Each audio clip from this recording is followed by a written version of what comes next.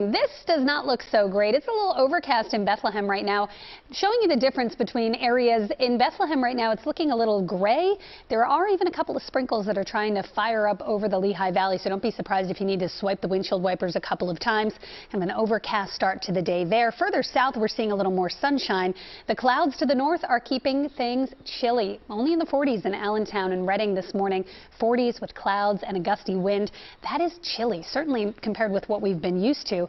53 right now in Philly. It's 52 in Wildwood with a little more sun the further south you go. So more clouds than sun in Philadelphia, at least to start the day. By late afternoon or evening, I think we will see more sunshine, but it is still brisk and chilly. Down the shore, a little milder, 66, but it will be windy, and in the Lehigh Valley, I think the clouds will hang on for most of the day. We'll call it mostly cloudy with a stray sprinkle and highs in the upper 50s. You can see the winds really start to ramp up as the day goes on. By late this afternoon, we've got some gusts in the 25 to 30 mile per hour range. Sustained winds 15 to 20. That's going to make you feel chilly all day, so you will want the coat today. Today is, again, a little bit of the dud of the week. Although it's not a washout, you can see this little line of light showers firing up here over Berks County, Lehigh, Northampton, and the Poconos. A few snowflakes even up in the northern Poconos and the mountains of northeastern Pennsylvania right now.